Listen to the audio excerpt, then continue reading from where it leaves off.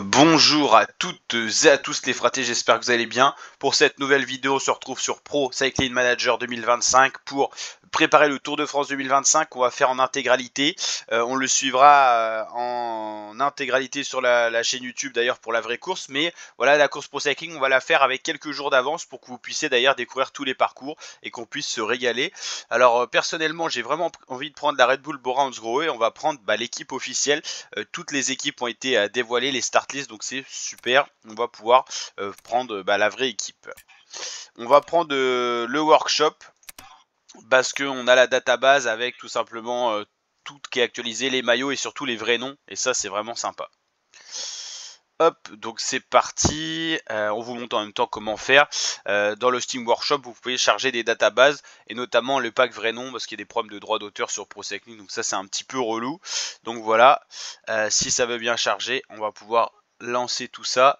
Donc moi j'ai envie de prendre la Red Bull Bora Hansgrohe parce que je kiffe vraiment Primoz Roglic et puis 35 ans c'est bientôt ses dernières courses et sur ce Tour de France c'est vraiment voilà le favori pour faire podium troisième mais pas forcément pour faire premier ou deuxième. On a quand même Pogacar et Vingegaard bien au-dessus. Alors j'espère que ça va bien vouloir charger, que ça va pas bugger dès le début, mais voilà. En tout cas la start list a été dévoilée quelques jours avant le Tour de France. Il y a la présentation des coureurs où tous les coureurs défilent sur un podium équipe par équipe.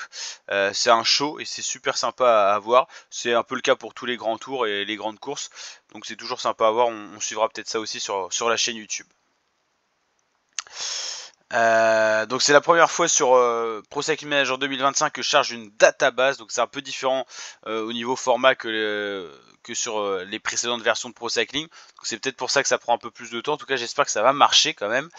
Voilà, voilà, impeccable.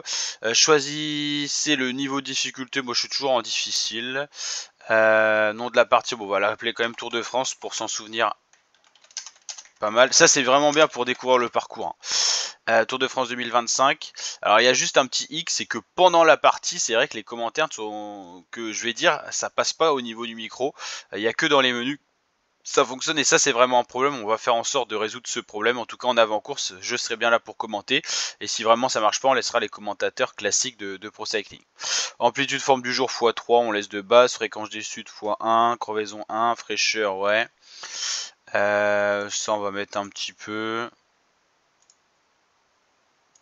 Ouais, pour mettre un peu de peps.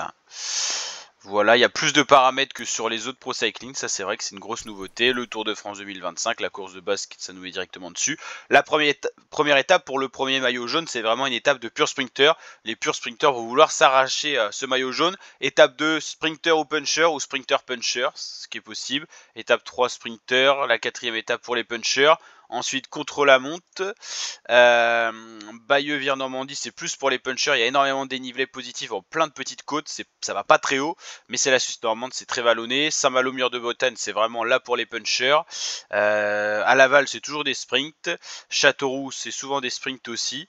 La première vraie étape de montagne, il faudra attendre la deuxième semaine et la 10e étape, ce qui est assez long. Toulouse, normalement un sprint, voire pour les punchers. Otakam, vraie première arrivée en altitude. Contre la monte en montée, c'est assez spécifique. Belle étape de montagne entre Pau et Luchon super bannière. Étape un peu de transition pour les baroudeurs. Le directeur du Tour de France, Christian Prudhomme, a pensé à tout le monde. Le Mont Ventoux en montée sèche, il n'y a pas de montée avant. Ouais, c'est pas mal pour découvrir aussi le parcours entier, hein, ce Pro Cycling. Les tracés sont très beaux. Là, c'est l'ultime étape de montagne, je pense que c'est la plus dure. Celle-là est pas mal aussi. Étape de transition avant l'arrivée. La butte de Chaumont, enfin, est-ce qu'elle a été mise? Je sais pas, ouais, ça doit être la petite cuvette. Voilà, voilà, on prend toutes les étapes, ça on réfléchit pas. Et donc on va personnaliser tout ça. Hop.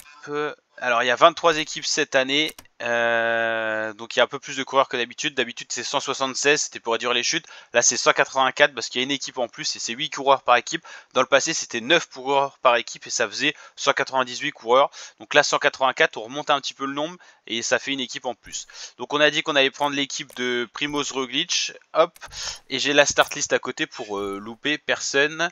Donc bien sûr l'équipe de Primoz Roglic n'est rien sans Primoz Roglic. Lipovic qui est là aussi. Janeley qui est pas là. Vlasov sera là mais il a vraiment perdu en niveau je trouve. Hein. Lorenz Pitti, on va les mettre par nom, ça va être plus simple, parce que j'ai les noms de famille à chaque fois. Donc Lipovic, Roglic, Danny Van Poppel est bien là, hein, 8 coureurs, c'est ça. Jordi Meus, ça sera pour le sprint. Ou alors je vais les retrouver plutôt par leur qualité, ça va être plus simple. Voilà, Jordi Meus pour le sprint. Donc c'est une équipe qui pourra s'exprimer sur tous les terrains. Van Poppel certainement poisson pilote de Jordi Meus. Il passe bien les vallons, donc peut-être quelques sprints en boss. Donc Meus et en contre-la-montre. Donc c'est plus ça. Je voyais Johnny Moscon. Pour moi c'est un rouleur, mais j'arrive pas à le trouver. Ah, il est là, Johnny Moscon. Donc c'est pas un si grand rouleur que ça. Il m'en manque deux encore. Lorenz Pitti et Mike Van Dyke. Bon, on va mettre par nom. Pitti et... Ok. Et Mike Van Dyke.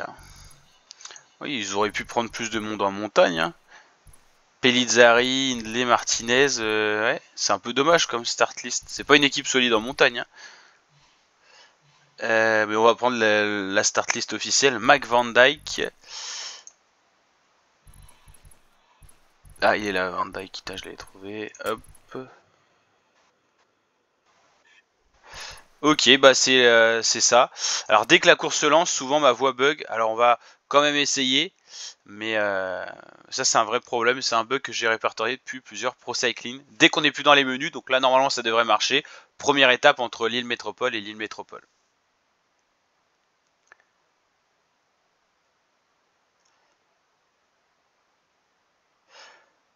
Donc on va faire, je pense, une première partie, toute la présentation un petit peu, et là on passera en mode étape, et ça sera l'occasion pour voir aussi si les commentaires, pour moi de mon côté, passent ou non. Et donc voilà. Sinon on laissera les commentateurs de base qui sont mis sur Pro Cycling Manager. Donc normalement ouais, les équipes se mettent quand même à jour par rapport au Tour de France, donc même si on n'a pas mis de start list spécifique, ça va être les start list quand même du Tour de France.